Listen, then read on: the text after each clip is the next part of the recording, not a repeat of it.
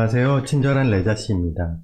오늘은 양도소득세 1편에 이어 2020년 부동산 관련 개정세법 중 양도소득세 나머지 내용에 대해 알아보겠습니다.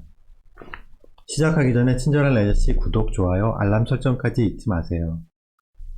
1216 부동산 대책에 따른 2020년 부동산 관련 개정세법 중 양도소득세 1편에 이어 나머지 양도소득세 2편 부분에 대해 알아보겠습니다.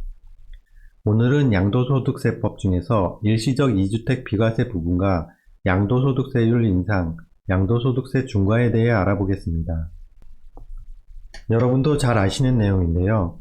일시적 2주택인 경우, 즉 양도 당시에 양도하기 전 미리 주택을 취득한 경우 이것이 일시적 기간에 해당이 된다면 종전주택 양도에 대해 비과세해 주겠다는 내용입니다. 그래서 일반적인 원칙은 일반 지역인 경우에 일시적 2주택에 해당이 된다면 3년 이내에 양도하면 됩니다.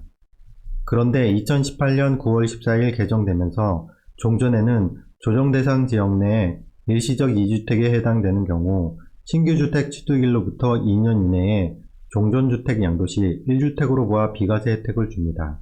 이렇게 3년이 아닌 2년으로 바뀌었습니다. 그런데 이 내용이 이번에 또 개정이 되면서 신규 주택 취득일로부터 1년 이내에 해당 주택으로 전입하고 1년 이내에 기존 주택을 양도하는 경우에 한해 비과세 혜택을 주는 것으로 개정되었습니다. 조정대상 지역 내에서는 2년 이내에 양도하는 것으로 바뀌었다가 이번 개정에서 2019년 12월 17일부터 새로 취득하는 주택에 대해서는 1년으로 다시 단축되었습니다. 또한 새로 취득한 신규 주택으로 1년 이내에 전입해야 한다는 전제까지 추가가 되었습니다. 이 내용은 실거주 목적의 일시적 2주택만 비과세 혜택을 주겠다는 취지에서입니다. 이 내용의 적용 시기는 1216 대책 이후에 새로 취득하는 주택에 대해서 적용되고 있습니다. 다만 매매계약을 체결하고 계약금을 지불한 경우에는 종전 규정을 적용합니다. 이 내용을 다시 그림으로 설명해 보겠습니다. 일반적인 경우에는 종전주택 A를 취득 후 1년 이상이 지난 다음에 신규 주택 B를 취득한 경우 종전주택 A를 2년 이상 보유하고 대체 취득한 신규 주택 B는 계속 보유하면서 3년 이내 종전주택 A를 양도 시 종전주택 A에 대해 비과세 해주는 것입니다. 이 내용이 조정대상 지역 내에서는 2018년 9월 14일 이후 신규 주택을 취득한 경우에 2년 이내에 양도를 해야 하는 것으로 개정되었다가 다시 2019년 12월 17일 이후 신규 주택 취득한 경우에는 1년 이내 양도해야 하는 것으로 다시 개정이 되었습니다. 또한 이번 개정은 신규 주택 B의 취득일로부터 1년 이내에 해당 주택으로 전입해야 한다는 요건까지 추가가 되었습니다. 이렇듯 일시적 2주택 양도 기간이 3년 원칙에서 조정대상 지역 내에서는 2년 또 1년으로 개정이 되었다는 내용입니다.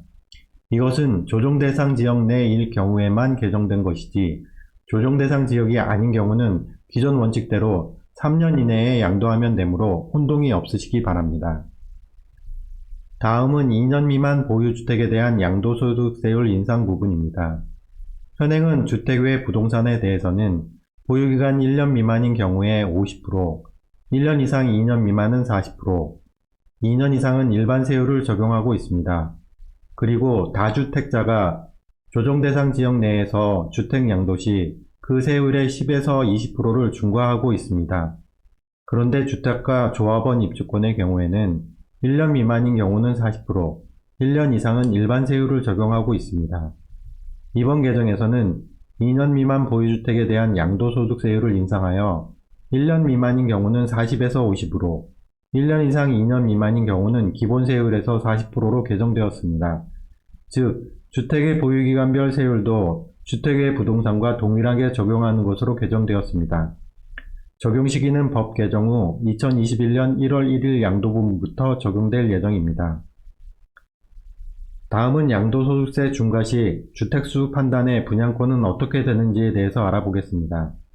현행은 913 대책에 따라 대출, 청약 시에는 분양권도 주택수에 포함하고 있으나 세제상 비과세에 대해 다주택자 여부 판단 시에는 주택수에 미포함하고 있습니다.